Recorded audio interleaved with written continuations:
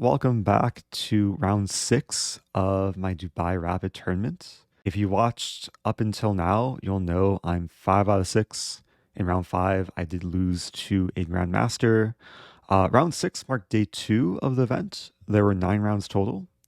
And in this round, I'm playing a player by the name of Sadrani. And I do have a photo from right before the game. I was wearing my Oh No My Queen t-shirt. Credit to Irene Sukundar, good friend of mine, who took this photo. And my shirt actually foreshadowed what was going to end up happening in the game. Now, I don't want to spoil too much beyond that, but we did have an exciting round 6 game. So let's get into it. I was white, and if you've been following the recaps closely, you'll know in round 2 with the white pieces, I played the English opening. In round 4, I went for the Orthoschnap Gambit with e4. So I decided to keep mixing things up, and in this game, I went for my bread and butter London system opening, d4 and bishop f4. And the reason why I went for this is because I did a little bit of preparation for my opponent, and I saw he plays a line combining c5 and bishop f5, which is known to be somewhat dubious. And the move order we went into is c5, e3, knight c6, knight f3, and bishop f5. And I do get the question a decent amount from viewers what to do in the London when the opponent tries to copy you and puts their bishop on f5. And my general answer is to go for the early c4 and queen b3. But that actually applies more to the position if black plays bishop f5 right away, then you can play e3 and go for the plan of c4, queen b3 to pressure the undefended pawn on b7. Combine that with this, and it's a very stable development for white. What we had in our game was a bit different because black committed the pawn to c5. And here there's actually another idea which turns out to be really nice for white, is simply to take the pawn on c5, and after pawn e6, to play the move knight d4. Now, this wouldn't exist if I didn't have the chance to take on c5, but after knight d4, black's under a lot of pressure, because not only is the bishop attacked, but there's ideas of pressuring the knight on c6 with bishop e5. So for example, if the bishop just retreats here, I can pin the knight, attacking twice, and if rook c8, I can take on c6, take, and play bishop a6. And this is actually a pretty common opening trap I've had a good number of times online. And white is winning the rook by force here. If rook a8, I completely dominate all the back ring squares with my bishops, and white is winning at least exchange.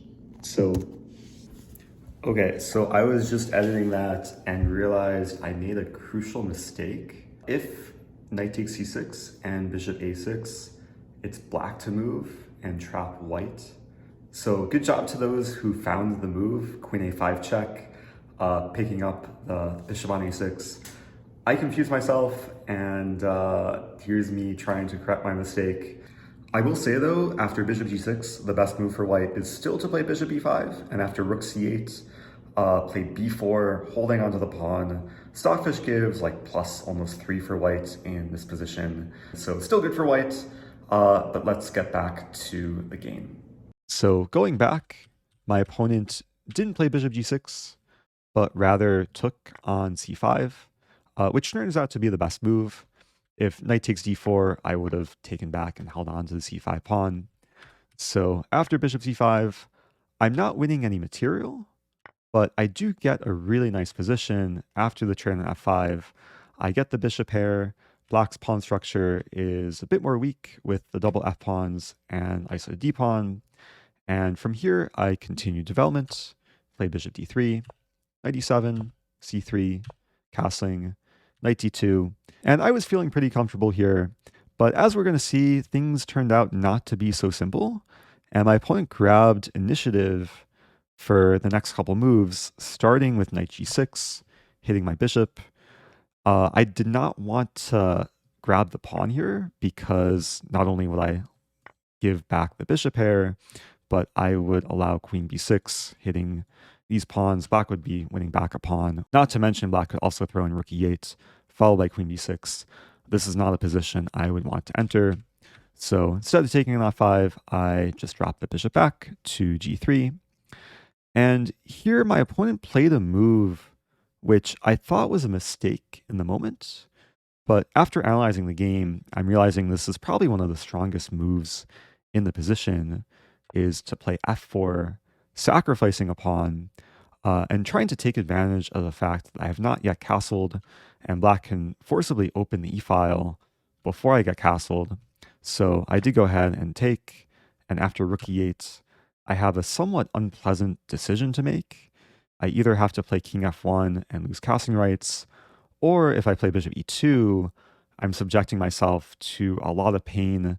Black could start with queen e7, tying down my king and queen to defending the bishop, and then d4 is coming, and this would be really unpleasant for white. So instead, I did choose to put my king on f1, and even though I lost castling rights, I do have a pawn, I do have the bishop pair, I was still feeling pretty good about the position. Game continued from here, queen f6, queen f3, bishop d6, and here I made the decision to trade on g6, just because there's not a great way to defend the pawn. If I advance it to f5, there's knight e5, and bishop g6 was a way of removing one of the attackers against f4. My opponent took back, and here I played a move which I knew I was probably going to play eventually, is pawn h4.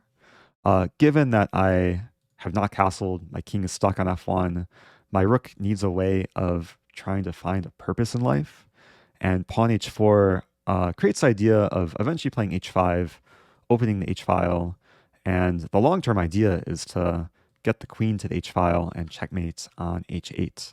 So I was feeling optimistic, but my opponent played a series of relatively good moves, starting with knight e7. I go ahead, play h5, and now knight f5. So very nice square for the knight, hits the bishop, also prevents bishop h4, which is one of the ideas with bringing the pawn to h5. And here I decide to play queen g4, trying to shift the queen over to the h-file. I do have ideas of queen h3, eventually taking and mating, but of course that's a little bit slow, and black starts trying to deliver the first punches, takes on g3, I take back with pawn, and now plays a really interesting move, pawn g5, which is another pawn sacrifice. But the idea is to prevent the h-file from opening, keeping my pawn on h5. And after I take with queen, I thought there was a small possibility I could end up getting quadruple pawns, actually 2 moves away from getting it in this position. If my opponent were to take, g6, take, this would have been a funny line along the g-file. But of course, my opponent doesn't want to trade queens in this position because my king is so exposed on f1. It's to black's benefit to keep queens on the board. Opponent plays queen e6, creating the battery along e-file.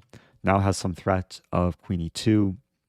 And here, instead of trying to defend against the threat, I went for a counterattack with a move pawn h6. And even though this looks a little bit scary because I allow queen e2, after king g1, black is actually the one who should be scared here. Has no time to take the knight because then I deliver mates, and really not easy to defend. Bishop c5 doesn't do any damage. I just play king h2, and if g6, my queen can come in, and this might even be mating by force if we see bishop f8. There is a really nice line here, h7, king h7, queen f7, bishop g7, and now the deadly king retreating to g1, unleashing the rook. Not quite mate because there's queen h5, but I would win the queen and go on to win the game here. So when I played pawn h6, I did have these sort of ideas swirling in my mind with mating attack, combining the queen, pawn, and rook.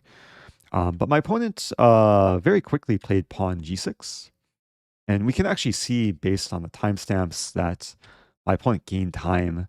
After playing g6, there was a 5-second increment. So black's defending against mate, and again putting the question how I'm going to deal with queen e2. I decided to play knight f3, trying to bring in another attacker, And again, I'm not scared of this because my king can run to safety.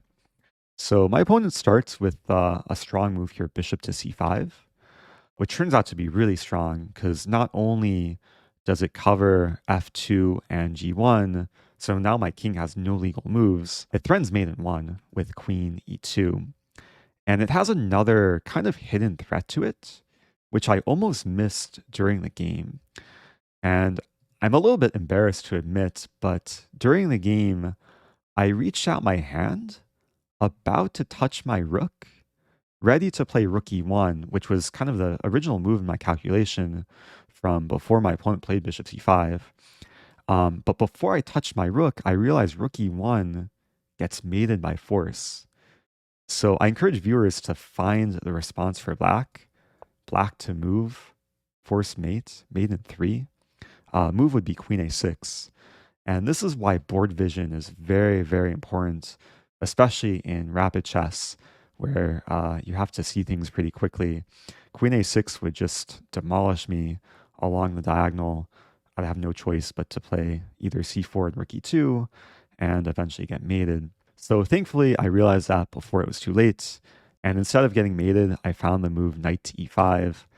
It turns out I had an even better option to play h7, provoke the king to one of these squares, and then just force a queen trade.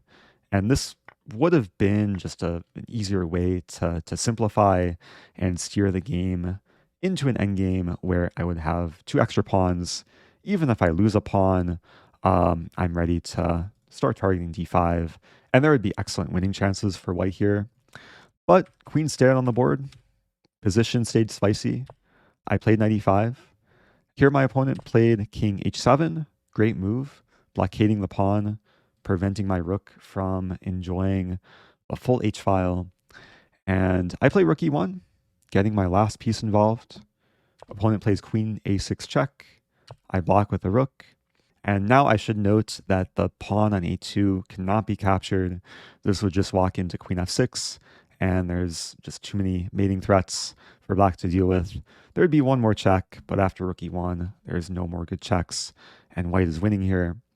So instead, my opponent played a defensive move, bishop to e7, attacking the queen, forcing me to retreat, and then put the bishop on f6.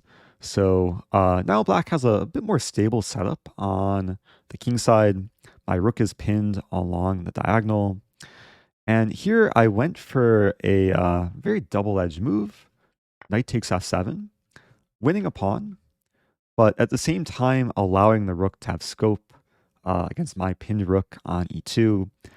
Now my rook is sufficiently defended, but here my opponent found a really nice move, rook to e4, planting the rook on a really nice central square, aligning with the queen, and preparing the double up on the e-file. And this is where things begin to get really, really tricky. Time was also getting very low for both of us. We were both under 3 minutes. And I went ahead and played king f2, unpinning my rook and trying to trade on e4. But my opponent did not give me any time to trade. Throws in queen to b6 check, king e1, and played rook to e8. So creating the battery along the e-file. And here we reach a really, really critical moment where I played my next move way too quickly. During the game, I had calculated this position and thought I have a really nice move, knight e5, which I played really quickly. We can see based on the timestamp, I gained time after playing this move. I thought I was being very clever, blocking the rooks from creating the battery against e2, also targeting the g6 pawn. Thought this was very nicely multi-purpose, also opening up queen d7 check. Unfortunately, knight e5 fails terribly to black's next move, and my opponent found the next move relatively easily. Rook takes e5, and here I realized, oh no, my f-pawn is pinned to the queen, and I have all the same problems which existed in the previous position. Now, if we go back, the move I had to play was rook takes e4, and this would have been really difficult for me to play because it allows rook takes e4, king d1, and then black is having all the fun here, queen takes b2. It looks like I'm getting mated. However, the engine does find an escape, knight e5, and turns out there's no mate here, and I have enough counterplay not to lose a game. Unfortunately, I didn't find this line. Blunder knight e5, opponent took, and this is where I used most of my remaining time to try and find a way to survive. And after about 2 minutes of thinking here, I played the move pawn takes rook and quietly said to myself, oh no, my queen. This isn't the trappy oh no, my queen that we all know and love.